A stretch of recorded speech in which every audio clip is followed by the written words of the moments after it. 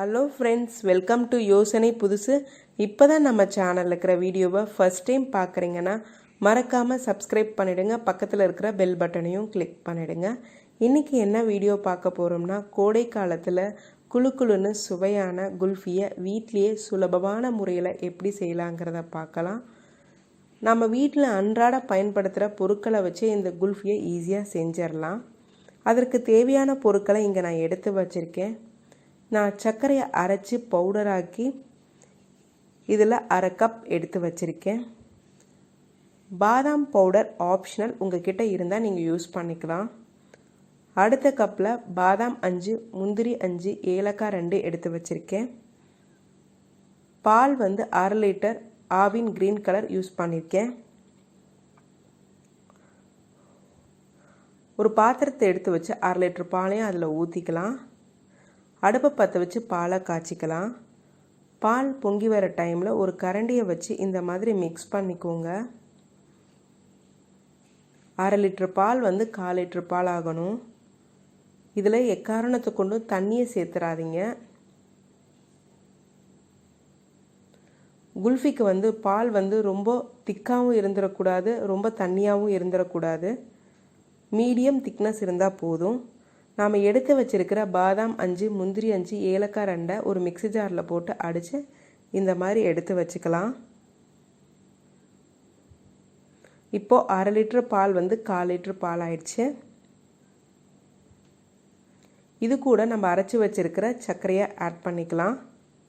அதையும் நல்லா மிக்ஸ் பண்ணிக்கலாம். அரைச்சி வச்சுருக்கிற நட்ஸையும் இது கூட சேர்த்துக்கலாம்.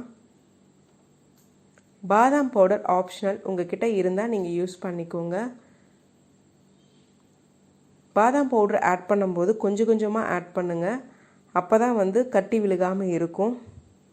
இதை நான் ஃப்ளேவருக்காகவும் திக்னஸ்க்காகவும் பயன்படுத்தியிருக்கேன். இது கூட ஸ்வீட்டு இருக்கிறதுனால நம்ம நல்ல ஸ்வீட்டு, டபுள் ஸ்வீட்டாக நமக்கு கிடைக்கும். எல்லாத்தையும் போட்டு இந்த மாதிரி மிக்ஸ் பண்ணிக்கலாம்.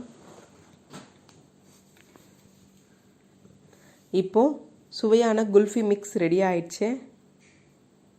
இந்த அளவுக்கு திக்னஸ் இருந்தால் போதும். இப்போது இந்த பாத்திரத்துலேருந்து ஒரு சின்ன பாத்திரத்தில் நம்ம ட்ரான்ஸ்ஃபர் பண்ணிக்கலாம்.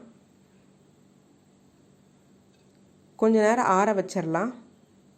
இப்போது குல்ஃபி மேக்கரை பயன்படுத்தி எல்லா மிக்ஸையும் இதில் ஆட் பண்ணிக்கலாம்.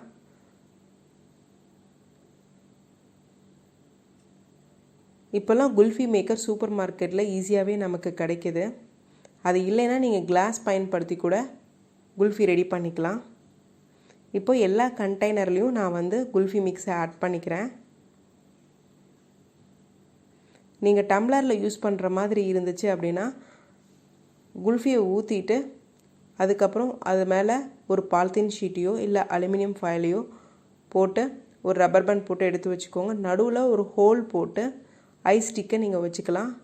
இல்லைன்னா எதுவுமே வேண்டாம், ஜஸ்ட்டு நீங்கள் ஸ்பூன் மட்டும் பயன்படுத்திக்கலாம். நான் டம்ளரில் யூஸ் பண்ணி ஒரு ஸ்பூன் மட்டும் தான் போட்டு வைக்க போகிறேன். இப்போது இதை எடுத்து நம்ம ஃப்ரீசரில் வச்சிடலாம். 8 மணி நேரம் கழித்து எடுத்து பார்க்கலாம். இப்போ 8 மணி நேரம் ஆயிடுச்சு, நம்ம எடுத்து பார்க்கலாம். சூப்பராக வந்துருச்சு குல்ஃபி. இந்த வெயில் காலத்துக்கு இந்த மாதிரி நம்ம வீட்லேயே சுலபமாக செய்யலாம். நீங்கள் நார்மலாக கடையில் வாங்கினீங்கன்னா இது எபோவ் 50 ருபீஸ்க்கு மேலே. ஆனால் ஒரு 20 ருபீஸ் பாலை யூஸ் பண்ணி இவ்வளோ ஈஸியாக நம்ம செஞ்சிடலாம்.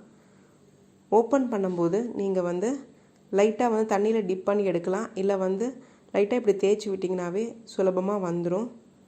இப்போது எல்லாருக்கும் ரொம்ப பிடிச்ச குல்ஃபி ரெடி ஆயிடுச்சு. நீங்கள் ஈஸியாக சாப்பிடலாம். இதை நீங்களும் வீட்டில் ட்ரை பண்ணி பாருங்கள். கண்டிப்பாக எல்லாருக்கும் ரொம்ப பிடிக்கும். இந்த வீடியோ பிடிச்சிருந்தா கண்டிப்பாக ஷேர் பண்ணுங்கள் உங்கள் ஃப்ரெண்ட்ஸ் ரிலேட்டிவ்ஸ்க்கு. லைக் பண்ணுங்கள். உங்கள் கமெண்ட்ஸை பதிவிடுங்க. மறக்காமல் நம்ம